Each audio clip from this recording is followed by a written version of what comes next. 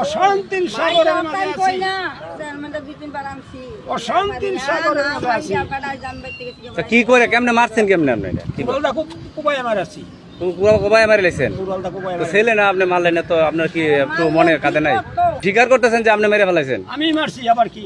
আমাদের কালীগঞ্জ থানার জামালপুর ইউনিয়নে একটা বৃদ্ধ লোক তার সন্তানরে কুড়াল দিয়ে কুপিয়ে হত্যা করে ফেলেছে। পুলিশ ঘরের মধ্যে এসেছে, আয়শা মুরব্বীকে জিজ্ঞাসা করতেছে, কেন আপনি এই কাজটা করলেন?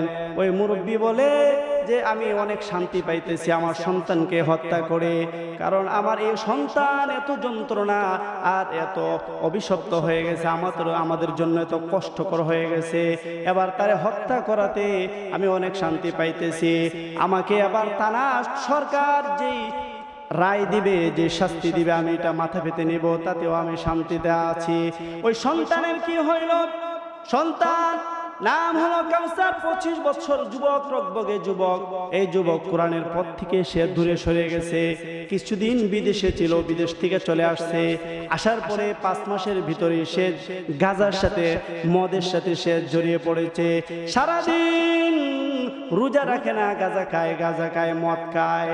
এভাবে প্রতিনিয়ত সে গাঁজা মদের সাথে সংশ্লিষ্ট হয়ে ঘরের মধ্যে যখন আসে, তার মারে গালাগালি করে, তার বাবারও গালাগালি করে, সময় মারধর করে, গাঁজার জন্য, মদের জন্য টাকা চায়।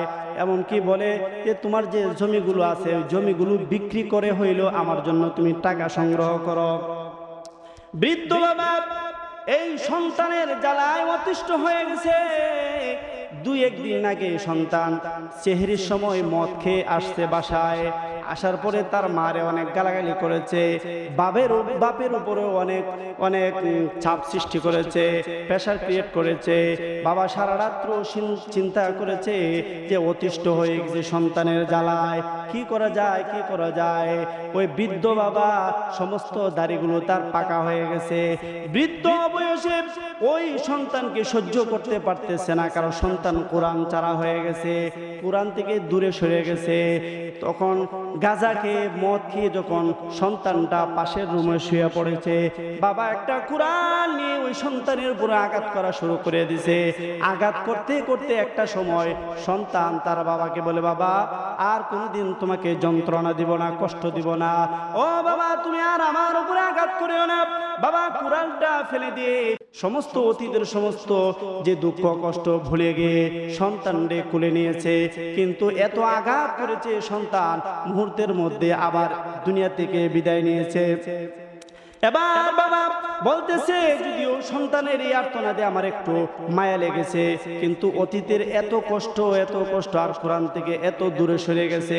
এবার সন্তানরে মারার পরেও আমি অনেক শান্তিতে আছি, কারণ যে সন্তান কোরআনের উপরে চলে না, যে সন্তান আল্লাহর মতো চলে না, এই সন্তান শুধু পরিবারের জন্য নয়, গোটা এলাকার জন্য অভিশপ্ত হয়ে যায়। বলেন নাউজুবিল্লাহ। বাপ পর্যন্ত কোরআন বিরোধী, কোরআনের বিপক্ষে কোনো সন্তান থাকলে বাপও কিন্তু সহ্য করতে পারে না। আল্লাহ এই সমস্ত মানুষকে আল্লাহ তাআলা ভালোবাসে না।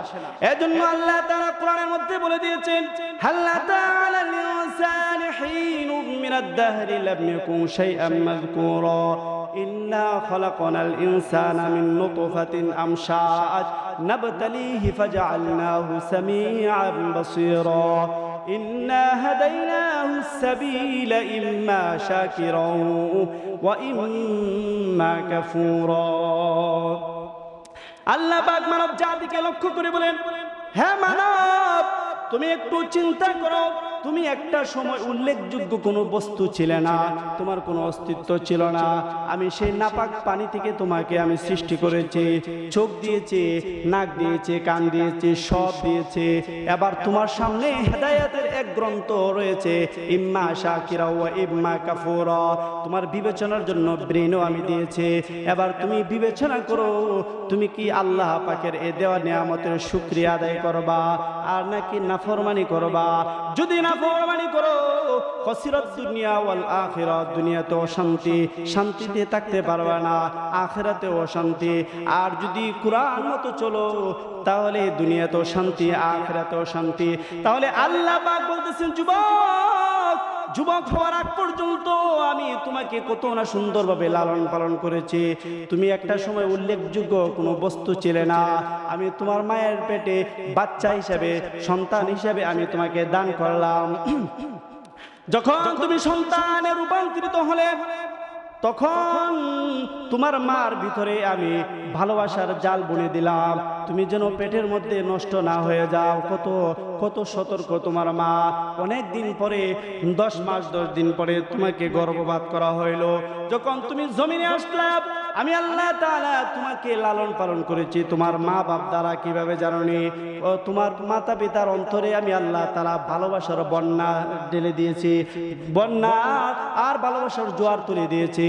তুমি যদি না খাও তোমার মা বাপ খায় না, তুমি যদি অসুস্থ থাকো তোমার মা বাপের শান্তি লাগে না, তুমি যদি পায়খানা প্রস্রাব না করো তাহলে এই পরিবারের কারো ভিতরে শান্তি নাই, তুমি যদি কান্না করো তাহলে পৃথিবীর কারো মুখে, তোমার মা বাপের মুখে কোনোদিন হাসি ফুটে না, তুমি যদি খাইতে না পারো তারাও খায় না, তোমার যদি ঘুম না আসে তোমার মা বাপেরও ঘুম আসে না, তুমি ঘুমাইলে তারা ঘুমায়, তুমি খাইলে তারা খায়, তুমি হাসলে তারা হাসে। এত সুন্দরভাবে তোমারে বানাইলাম, একটা যৌবন বয়সের মধ্যে তোমাকে উপনীত করলাম, ভালো মন্দ সব কিছু বুঝতে পারো। এবার তুমি ইম্মা শাকিরা ওয়া ইম্মা কাফুরা, এবার তোমার সামনে হেদায়েত এসেছে, কোরআন এসেছে, তুমি কি হেদায়েতের পথে চলবা নাকি গুমরাহির পথে চলবা? যদি হেদায়েতের উপরে চলো তাহলে তোমার জন্য দুনিয়া ও আখিরাতে কল্যাণ, আর যদি হেদায়েতের উপরে না চলো তাহলে তুমি কেন, তুমি নিজেকেও তুমি নিজেকে তিরস্কার করবা, নিজের ভিতরেও শান্তি লাগবে না, বাঁচতে মন চাইবে না। এমনকি দুনিয়ার যত মানুষ আছে কেউ তোমাকে ভালোবাসবে না, দুনিয়াতেও অশান্তি আখিরাতেও অশান্তি। যদি কোরআনের উপরে চলো তাহলে চির সুখ প্রত্যেকটা মানুষ পেতে থাকবে, চাই সে ধর্মীয় লোক হোক বা বিধর্মীয় লোক হোক। আর যখন কোরআন মানুষের ভিতরে থাকবে না তখন ওই মানুষটা পশুর চেয়েও আরো নিম্ন স্তরে চলে যায়। যেটা এমন সন্তানকে, কোরআনের বিরুদ্ধে যারা জীবন যাপন করে এমন সন্তানকে প্রকৃতপক্ষে কোনো মা বাবা তাকে ভালোবাসে না, তার